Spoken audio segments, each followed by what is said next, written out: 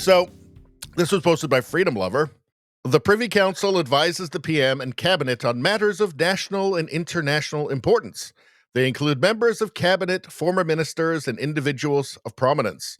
If Canada continues on the same economic path it's on today, this will be the result. So if we do what's in Mark Carney's platform, the Privy Council office, through its Foresight Division, Policy Horizons Canada, released a report titled Future Lives, Social Mobility in Question. So it talks about a bunch of things here: increased inequality, declining social mobility, mass immigration. But let's go to the actual report itself on the Government of Canada website. This is real.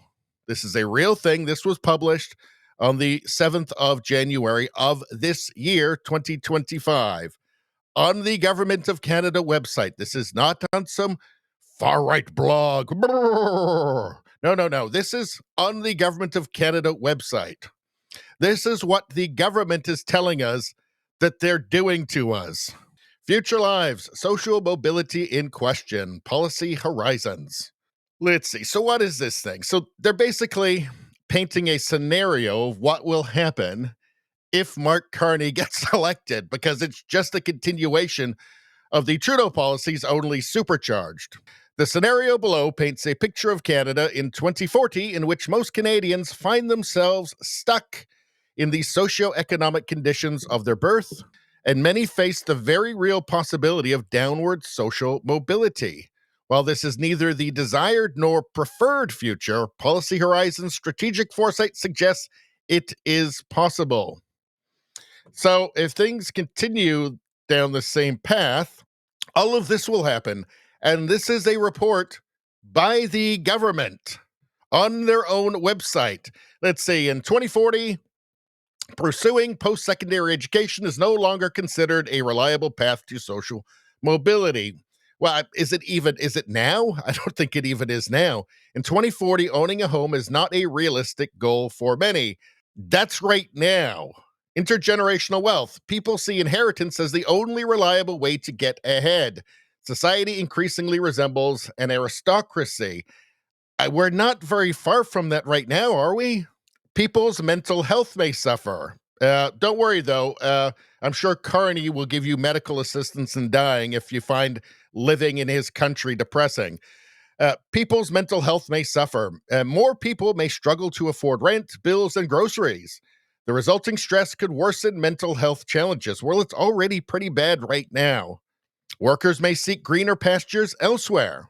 Canada may become a less attractive destination for migrants if it is seen as a country where upward mobility is uncommon.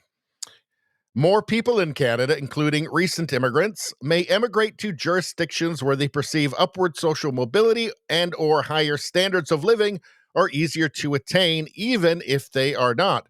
If young workers leave Canada, it may become harder to pay for the systems that support a growing number of older people. Now, has this guy thought of that? Has he thought of that? Has this guy here considered that maybe it's not the best idea to just completely screw over like your kids and your grandkids and your great grandkids, because maybe eventually they won't hang around to take care of you. Has he considered that? I don't think that he has. I think that his mind has been parasitized. We call him the Brantford boomer. People might find alternative ways to meet their basic needs. I wonder if that could affect crime at all. I wonder. Let's see. Crime is already way up, so why stop now? Forms of person-to-person exchange of goods and services could become even more popular, reducing tax revenues and consumer safety. People may start to hunt, fish, and forage on public lands and waterways without reference to regulations. So basically, people might start to have to hunt and forage to eat in Canada. Is Canada still a first world country? You might want to ask yourself that. Is it right now? So is a country where young people right now Regardless of what it says in this and its predictions for 2040, right now, the vast majority of young people who want to start a life together, who want to start a family, can't. At least they can't do it the way they would like. They can't buy, just like a little house, not the 600 square foot tiny house prefab thing from Mark Carney that Mark Carney wants to make, which won't be for sale anyway. You'll just have to rent from Mark Carney or from Brookfield or whatever company Brookfield owns. But if they want to just get a little house like people used to do, with like a small yard, they can have a dog and their kid can run around the backyard, but their own little house, their own little detached house, they can't do it. The vast majority can't do it.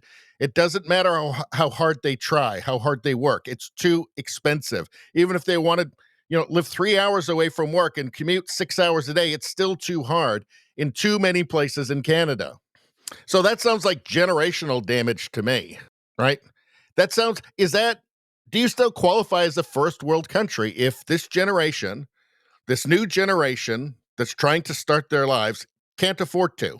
Are you still a first world nation? If those people have to live at home because they can't even afford to rent a studio apartment? I mean, 2040 ain't that far away. It's a lot closer than we might think. In fact, it might already be here. People may start to hunt, fish, and forage. Well, Mark Carney didn't mention anything about that. You might have to go out into the woods and hunt to eat. He didn't mention that in his platform. So there you have it, people. Total and utter insanity in Canada. Anyway, that's all I'm going to say about that. Please like, share, and subscribe. Subscribing really helps me out. I thank you for that. I will see you next time.